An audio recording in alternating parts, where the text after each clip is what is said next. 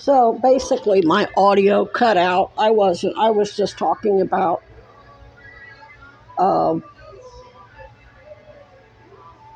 I think Dean Doyle's. It was really, it doesn't matter because I kind of already covered the initial part of it. But another thing that is, I think, important to touch on was Meredith was basically kept sending me pictures of the baby. I think she was, again, trying to play the sympathy card. See, because I've been watching this shit, and here's another thing I know about Mizzou counselors. They're taught to look you in the eye when they're taught to connect with you, blow smoke up your ass, and try to make you feel like there's a connection when you're feeling scared or vulnerable or whatever. And they actually call it this a hook. I remember that from the Cambridge. We're trying to create a hook, and we just can't get our hooks. And because they were really trying to find out, they knew that I was able to outmaneuver their entire fucking team of PhDs and people in there trying to get their PhDs. I was, 27, 28, had nothing more than a high school education. So they were trying to create a bond with me to find out where I got my skills, who the fuck I was. They knew I was prodigious, and they knew I was able. They watched me use my hypertherapy skills, which is ultimately part of the counterterrorism training, where you create a bond with someone and you're able to go after whatever it is and get them to talk about whatever it is that's got them acting like a terrorist, and then reprogram them. And you have to do it quickly because you ain't got time to fuck around. Your life and your entire Special Forces team's lives depends on it. So they're trying to use lame-ass Jim Crow techniques on me as a counterterrorism specialist, maybe not quite with all the lingo and all the other stuff. I've had to use it on domestic terrorists, and that's what the Klan organization is, domestic terrorists, since I was a kid. I absorbed it from my father, plus he used me on investigations just like Chad. Only just like Chad, he used the evidence that we created to blackmail everybody. So Chad, when I saw Chad doing the same fucking thing, I got the hell out and started doing my own investigation.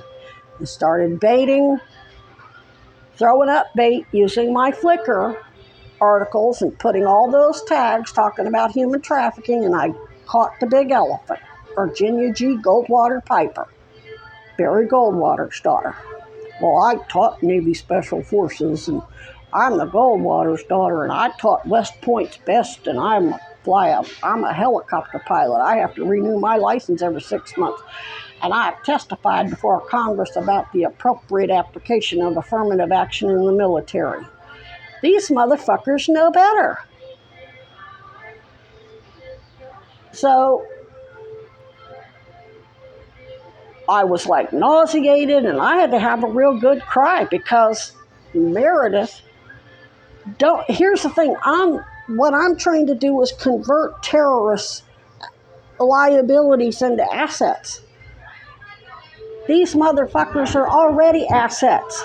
They're already trained human services counselors, doctors, social workers, victim services.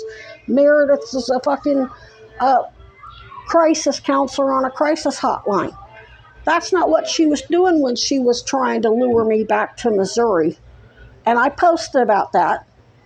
I do that because I want them to start outmaneuvering and going to the next level, and that provides more proof of consciousness of guilt and adds to their prison sentence. So when I posted about Meredith trying to lure me back to Missouri by promising me she had friends in victim services in Columbia, I guess she got a boyfriend And then her partners in crime says, oh, your husband now has parents in New Mexico. Let's move you out there. We'll get you good jobs, and we'll get you a job as a crisis counselor. And that will, since she already suspects your involvement, basically they went to the next level to try to distance her and make her look like she wasn't involved.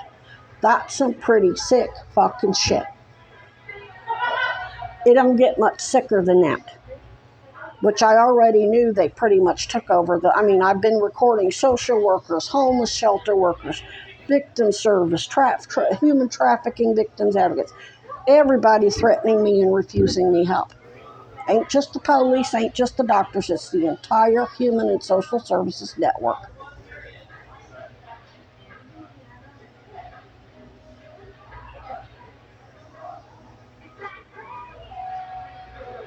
So I basically gave her enough rope to hang herself. And then when I was in the mood to accept the fact that she was the grimy motherfucker that I suspected she was, because I knew it was going to be hard. I knew it was going to bring up all that old shit, all that old trauma from watching all those people get killed. Little kids, mothers, the entire family sometimes. Plenty of men too.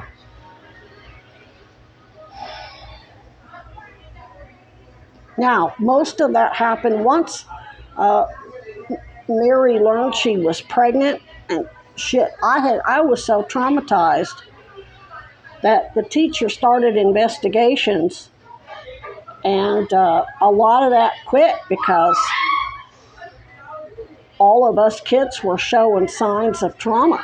And the teachers, there were plenty of people who weren't going to the lynchings. They were discriminating and, but they weren't actively participating. They weren't murdering people and raping people for sport. They were happy to profit from all that, but they didn't have the balls to go be part of it. So, not that the teachers were altruistic. Everybody did investigations to have the goods on somebody else and further their career. That's been going on since I was a kid. That ain't nothing new. So, I'm basically kind of letting you know that I've been in special forces. You go native. You have to mimic what I guess they call it mimicry, and drug narcotics officers do the same thing. They'll sell cocaine, they'll use cocaine, whatever, to gain trust of whoever so they can get to whatever. Not like, of course that's the lower guys. The people at the top already know who everybody is because they're the ones dealing the drugs in the first fucking place. They're just stealing their drugs back off the street and locking up the dealer and moving on to the next one so they don't go to jail. I'm talking about they, meaning the police and the politicians and the mayors and the commissioners and sheriffs and everybody else. Those are your top drug dealers.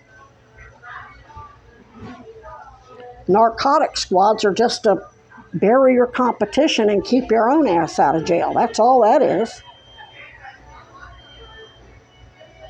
Get the dope money, and then also go confiscate the dope and get to keep the dope too. It's a racket. So, I can't think of anything else I need to mention, but basically I've had to go native. And it wasn't until I met Chad that I even knew that there was such thing as a special counsel. So, as soon as I learned that, I baited my mother, and she got me a ticket to Arizona, and then I went round and round, back and forth, Missouri, Florida, and Arizona, until I had everything, knew as much as I could, and got back to New York. But even then, I still didn't understand everything until Senator Sanders ran for president in 2000 and launched his campaign in 2019. And I actually got a whole bunch of friends on Facebook at that point that were also See, I didn't do that the first time he ran for president, 2016. The only Facebook friends I had were other autistic people. So they talked about a few politics. I mean, that's how I heard of him. But I still at that point didn't have, you know, enough. The word hadn't got out about both parties being corrupt and being a uniparty and Citizens United and all that. So it's one thing to know a thing, it's another to actually see it and then truly get a better understanding of it, especially for an autistic person who struggles to communicate in the first place. And Temple Grandin even says, Temple Grandin, in her speeches that I watched, she says, I learn more and more every year. I learn better each year. I become better at communicating what's going on. So it's not the articulate person that you see today, that wasn't me back in the 80s or even the 90s. The first time I was in New York, no clue